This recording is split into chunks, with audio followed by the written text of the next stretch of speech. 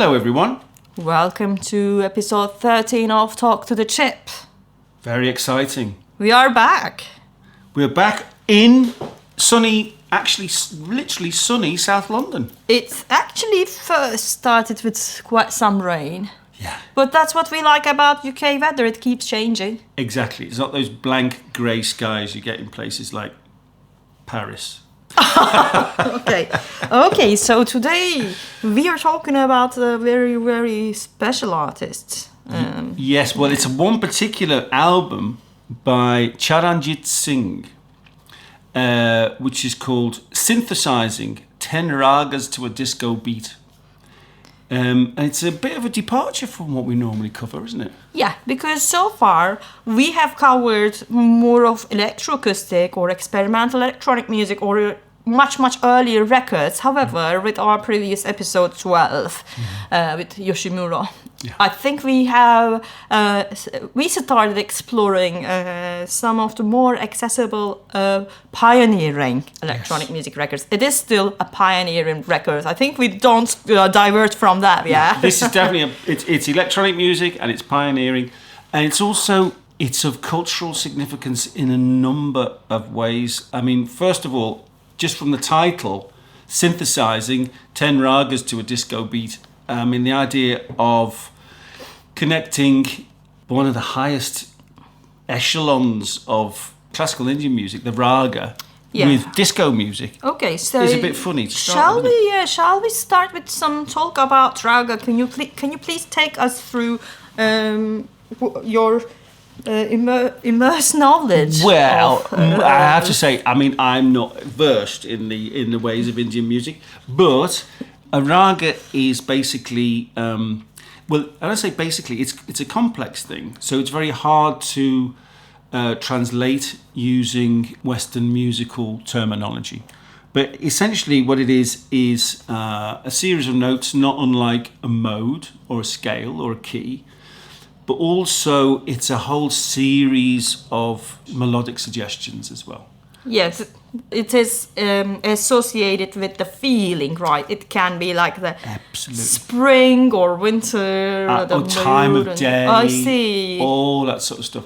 So the mode itself has a sense of particular feeling, it's a particularly emotive thing, but then the shapes of the melodies are also related to that. Mm-hmm. So it's kind of like, it's a bit nearer to a jazz idea that you have a key that you're improvising in, but you have a series of licks that you go back to. There's a very jazzy jazz fusion feeling in the album anyway. That's what I've been thinking. Yeah.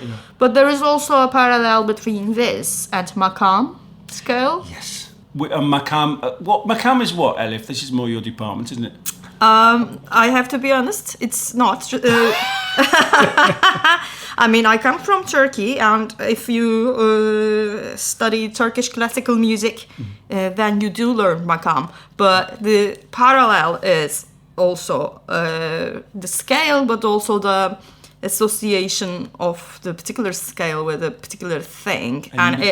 With what particular emotion? That's one of the things I found out actually just the other day, was that the word raga comes from dyeing, from colour. Mm-hmm. So it's when you immerse something in a colour or you colour something. Mm-hmm. So it's like it's a colour, it's a feeling, it's a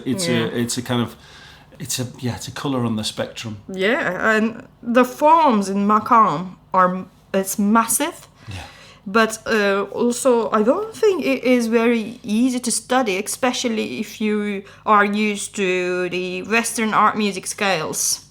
Yeah. Of course, when I say that, I'm talking about microtonality and the intervals having quite a lot of variations. With the Indian ragas, it's 7 pitches. Mm-hmm. So there isn't that very complex thing of quarter tones and stuff going on. Mm-hmm, mm-hmm. There is different intonation, but it is 7 different pitches in an octave. Okay, it's just like the Western style in that case. That is the big difference. Yeah. Because in makam, there are at least like 70 heptaphonic scales of, I don't know, but yeah, today we are talking about raga. Yeah, and in the Indian system, of course, because you can have two ragas that have the same series of notes, but they have different melodic inflections. They have all the other information that comes with it is different. So that's the major difference. So Charanjit Singh in 1982, he was a session musician, session keyboard player. Also a guitarist, yeah? Yeah. Playing on... weddings. Indian weddings. But also played it on film soundtracks. Bollywood soundtracks, yeah. Yes. And talking of Bollywood, he lives in Mumbai, which was Bombay. So was it right in the heart of that business. And on a trip to Singapore in 81, he bought what was the state-of-the-art Japanese equipment at the time, which was... Roland TB 303. The Roland TR-808. The 808 is the drum machine, 303 is the bass line, and a Jupiter 8, a huge, beautiful keyboard. Yeah. With an arpeggiator on it.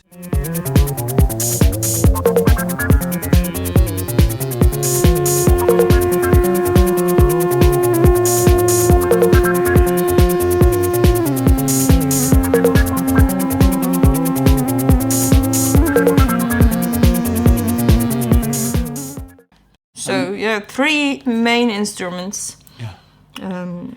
And then back in Bombay, he had the idea to produce an album with the trendy disco beats at the time, using his wonderful new equipment. Now, what's quite weird about this, and this is something I kind of come across quite a lot with people who are very highly skilled, that they think that popular music is so simple that they can just switch on the machines and they can do it. And that's kind of what he's done here. So just created a very simple 4-on-the-floor disco beat without any of the nuance of the real disco from New York or whatever. And then played the Indian ragas over the top, and also set up what I think is a really important thing with this album is the Indian instrument, the tanpura, which plays a drone underneath. So there's a drone that runs through all the tracks. So there's no chord changes. No. There's no question and answer. There's no choruses. There's none of all that stuff that distracts people from their trance-like state. Yeah. So you have pieces that stay on a drone in the same key all the time, with a bass line played by the TB303.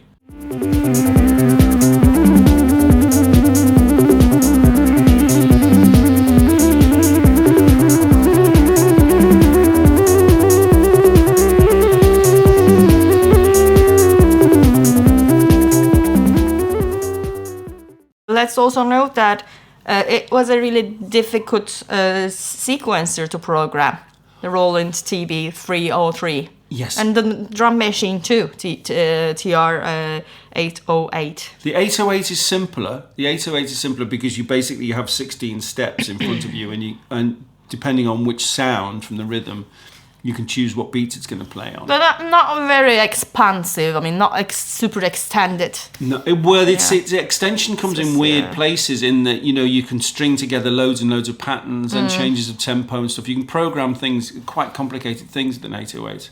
But with the 303, there's the rhythm information, there's the pitch information, there is accent, and there is slide information, which is really difficult to get your head around. And then just a nice little anecdote from the first 303s that were shipped to the UK from Japan, which I think the first shipment was only about 400 or something, was they only came with a Japanese manual. So it was incomprehensible anyway. Yeah, so it's very interesting. And also when people try to interview him, it turns out to refer to an article that was published on The Guardian more than 12 years ago. He was not super talkative, and he was a bit with Drone and Shy. So the article is by Stuart Aitken. Yes, okay. And he didn't give much information about how he managed to do those things. But I also saw a video of him on YouTube filmed by electronic music enthusiast fan in India. And he doesn't tell much about it other than saying, this and that. And then when you look at him playing a Yamaha, he shows a Yamaha synthesizer in that video. The video is from 2010. He's like a virtuoso player. So that's the funny thing. When you listen to the record, you can very easily see that here's a jazz fusion virtuoso player of the instruments. Yeah. But the manual, you said, is in Japanese. Yeah. So he figured it out. Not only he figured that out, but he also implemented his own raga methods onto that. Well, genius. I mean, the thing is he worked it all out, and he got the machines to play in sync with each other. Before MIDI, which we talked about in earlier podcasts, before MIDI, Roland had its own system of synchronizing the machines, so they all played to the same clock.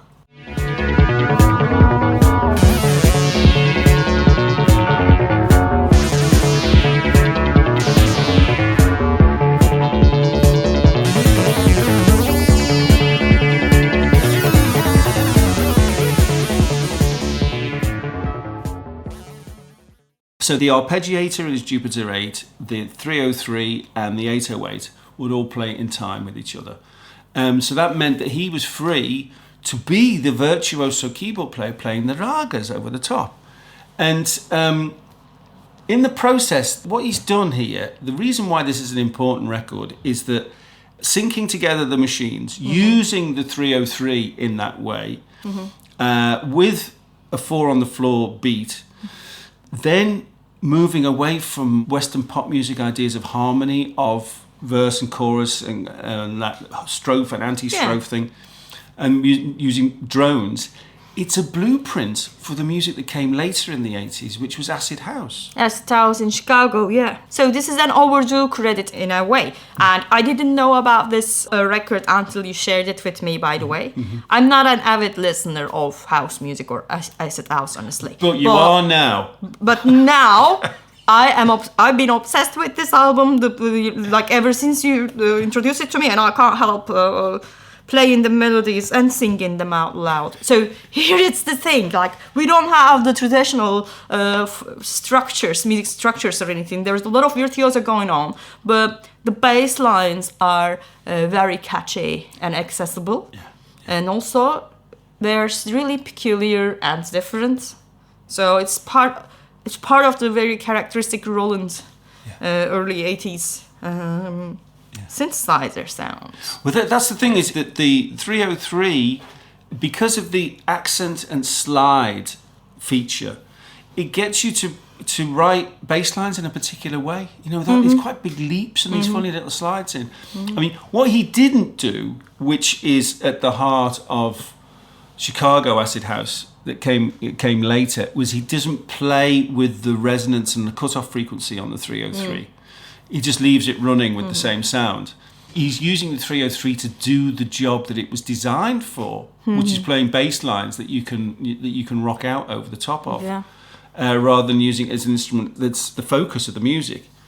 I mean, basically what happened was that Roland realised that the 303 was not a very popular machine very early on. They discontinued it in 84. They only made 10,000 and flooded the market just to get rid of it. And then also in an interview, he says that it was a commercial failure to start with. And it played in Indian radios only, but not as like a piece of music to future, but more like to fill in the gaps. That's what he says. But then here we are. This is unearthed, re-released, remastered. And when I checked the price of the original LP, that is not really cheap. Yes, It's rare. Yeah, it's a rarity. And again, it's of this incredible cultural importance, because it created it's not just the sound world, the choice of the instruments, but it's the harmony has created a blueprint for so much of the music that came after. The whole of the rave scene is informed by this. We should give him some credit, Absolutely. If they knew about him or not, I don't know. At the time, considering that it was not widespread. And, you know, his approach is very low-key. He was saying, oh, yeah, at home I practice with this combination of things. I thought, it sounds good. Why not record it? Yeah. So he didn't have a big ambition about it anyway. Yeah. He didn't claim himself to be an inventor of something or anything. He also did not, step up to say, hey, I found this before. No, he was very low-key, right? Yeah. Well, because for him, of course, you see, this is one of the things is that often when these kind of cultural collision is too brutal a word, but the kind of cultural mixings happen, people don't realise the value of what they've created because they were expecting something else. They were expecting something that has a different feeling. I mean, it's something I come across all the time in my work, is that people do stuff that's absolutely wonderful, but because in their head they have a different cultural structure of what they're aiming for, they don't realise the value of it. And that's definitely what's happened here, you know. And of course, it's years later that people have found this and realised that the sound world and the feel of it, the harmonic feel of it, is so much like the music that came 10 years later. The good thing is that it was unearthed before he died. Yes. That meant he got a lot of international appearances and invitations. And in this interview, the YouTube video I was watching, his wife talks about how they got an invitation to a private event in the United States, and for that session he was paid $2,000. You know, at a time that's a lot earlier. Whereas in India they didn't care much about that. Also. And then all he did was, okay, I'm going to copy the disco. No, I don't want to say the copy. I don't think he used these exact same phrases, but his approach was inspired by the disco there's nothing wrong with saying he copied it because the thing is that the disco beat replacing the tabla. Yes, that was it. Sorry. So the disco beat, the idea of a disco beat replacing the function of the tabla in raga music, and the thing is that the disco beat is basically, it's a convention. So you're not stealing it, or you're not plagiarising somebody else's work. It was a strong convention, and in its simplest form, all it is the kick drum on every on the floor of the bar. The BPM is definitely higher in this album. There we go. Yeah. Very high, such that for some people it might be too fast, but for my brain, ADHD brain. Yeah.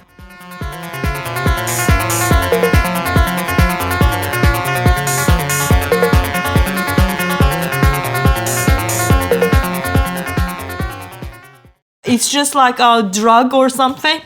It is helping me very much. I'm not surprised. Well, the thing is, of course, is that when you say an ADHD brain, I mean, the brains of people en masse who were listening to acid house music was affected by MDMA. So their brains were being doused in serotonin and oxytocin and all these other hormones. I mean, the MA at the end of MDMA ecstasy is methamphetamine, so it's speed. So high tempos fit perfectly with that. Yeah, I see. So a room full of ravers don't want to listen to music that's at the tempos of old disco records. They much prefer this stuff. Yeah. I mean, but there is also the prog side. I mean, when I listen to it, here are two things that came across in my mind also, other than going, wow, this is so good. It feels like early video games also, like Prince of Persia early version. Yeah. It's because of the synthesizer, obviously, Roland 303, which became associated with acid house later on.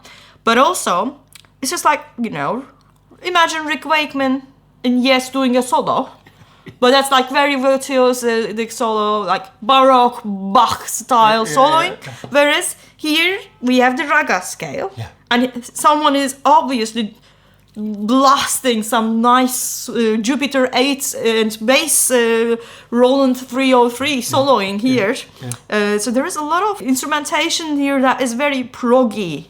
Prog rock. The link to that is the whole virtuoso thing, and that is what he's doing here. He's getting the machines to be the drummer and the bass line and the arpeggio, and so he can solo over the top of it, which is a structure that exists in Indian music. But then you transfer that to kind of the rock and roll big stage.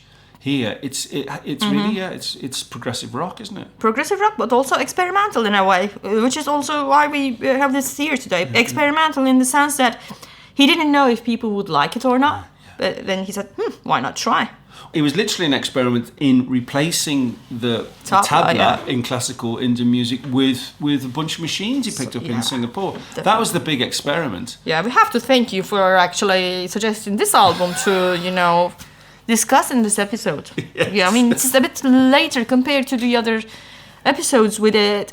The last two episodes, Yoshimura and this one, they are 80s records, so we don't always do 50s or 60s, we sometimes delve into 70s, although the Lars Spiegel record was in the 70s also.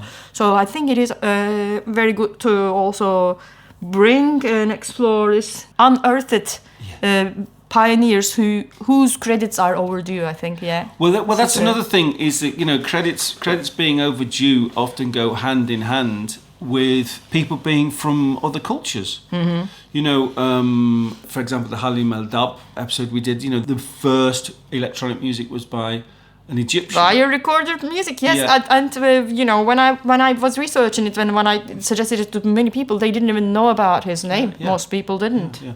And then we have here is the first acid house. It was made by an Indian guy in Mumbai. He didn't realise he was making it. That's the thing also. That's the thing. That's why in some of mainstream press, they use the word accidental, or they use the phrase who accidentally invented acid house. So because that was not indeed his intention.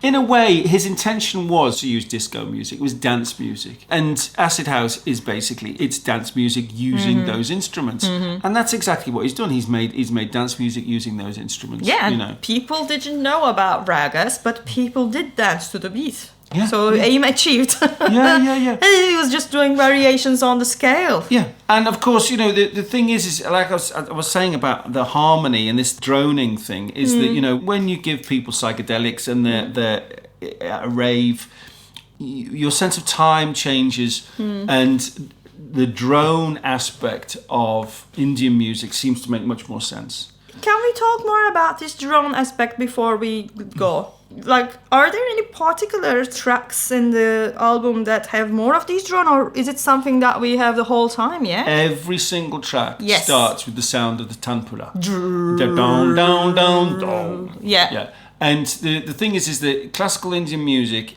there is always somebody who plays this instrument called the tanpura that only has 3 strings. The top and the bottom string are an octave apart, and the string in the middle is on the 5th. And that plays the whole way through the music, and that provides what we call in Western music theory the tonic, and that provides the drone that goes all the way through, and everyone else improvises around that. Yeah, so here is the main formal but also the layer analysis. Like, we have got one continuous drone, we have a drum machine, and we have the bass line explored, and also a synth solo going on. Synth solo, but there's another aspect which I really love on this record, is that he has the arpeggiator on the Jupiter 8 synced up to the drum machine. Yeah. So all he has to do is if you play 3 notes from the chord, it will play a little pattern of 3 notes, then 4 notes, it's 4, and then etc. etc. So he's at times he's playing rhythms of 7 against the 4/4 of the beat. Other times he's playing a rhythm of 5 against the beat, because that's the size of the chord he's holding down that gets arpeggiated, and that's something that doesn't happen until the 90s in dance music, and again, he's doing it with those sounds that we recognise from late 80s and 90s dance music and beyond. And also possibly, who knows, maybe this was this ever used in Japan? Because we're talking about Roland synthesizers here, so we might also unearth some artists in Japan that used these things in the 80s. But I don't know possibly. at the moment. The thing is again, Reach out to us. Yeah, again, you see, there's all sorts of cultural clashes, meetings going on here because the Japanese had designed something that had in their mind a particular function for it. Yeah. You know, and then we have Charanjit Singh who's used it with exactly those functions, but in a different way because of his musical heritage. Yeah. And then in 88, 89, you've got the guys in Chicago who are using it for a completely different purpose. So it's like when you make something and you have your kind of cultural pointers for why you've done it. When you put it out in the world, you don't know who's going to use it for what purpose. Yeah. So that bass synthesizer became associated with this very particular genre that is usually originating in or associated with Chicago. Yes, yeah. Well, because it's associated with Chicago house music already with Larry Heard, Mr. Fingers, that whole house sound. But then there was also the acid thing was the real first use of the term acid in that dance music, using a 303. Was a band called Future. And also... PH... Future with a PH. Yeah, didn't I have a 303 in their title? Absolutely. There you go. Yeah. So also there is another one, 808 State. 808 State. Now 808 State were a British band. Yes. From Manchester. Okay, so not very far from Liverpool, huh? Where you are from? Absolutely. And big enemies, Manchester and Liverpool. Sorry, that's irrelevant. only in football terms. Okay, not to provoke anyone. Okay, let's go back to our topic. But one of the interesting things with 808 State was that one of the guys, I use the term guy advisedly, in that band was a guy called Gerald. He was one of the main writers in that band, who left the band and then went on to have a career of his own, which really dug really deeply into this whole thing. Wow, okay. I mean, I need to dig into that, honestly. I mean, but, you know, is there anyone who don't like Pacific State? Yeah. Oh, exactly. So it's a classic. But also, we can also even reach out to Aphex Twin. Absolutely. Well, Aphex Twin was another generation on where his thing was to take this music and twist it even further. Yeah. You know, I mean, more experimental. Yeah, I mean, if you listen to how the bass lines on the 303 work on this album, on Charanjit Singh's album, then you listen to how the sounds are twisted up on Future, on acid tracks, which is 89. Then you take a step on to Aphex Twin, and it's even more perverted from its original, So original bass, source. is very defining. Yeah. Charanjit Singh had a son who is also a composer, composing music for Bollywood movies. But he also talks about his father and says, you remove the bass track from my songs, they will fall flat. He has taught me that the bass can be used as a solo instrument. Ah, wow. Okay. Yeah. And that's at the heart of acid house, is using the bass line as the solo instrument on the top. Yeah. One little story, a nice little anecdote about using the 303s in the studio. When I used to work in the really early days of house music, in the really early days of British dance music in the early 90s, a guy I knew at the time who had a 303, he used to go from studio to studio and put acid lines, they were called, onto tracks using his 303. So you bring him in and he would program an acid line and record it for you. And he used to carry with him a bag of almost dead batteries. Oh. Because it's battery powered. But it sounds different if the batteries are just about to die, and it sounds very grainy. I love that. Yeah, the filter sounds distorted and grainy and exciting. So he would go around with a bag of half-dead batteries for that 303 sound. I like that. I have this handmade box that I called Freak Box, the grey box. Yeah. My very own synthesizer, and that is actually you cannot use it with electricity, but it can also be battery powered, and for that very reason I use it with a battery, because the sound changes over time. Perfect. Yeah. But that's the thing, is if you are using something creatively, you will often use it in a way that was unintended by the people who designed it. Yeah. That's a way of hacking and experimenting also. Good. Right. thank you so much for listening to us today. Yes, thank you very much. I hope you enjoy your acid house evening. I mean, for us, it is a St. Patrick's Day, so we have to drink and enjoy this. Yeah, we'll save the acid for later. Okay, thank you. Bye. Bye.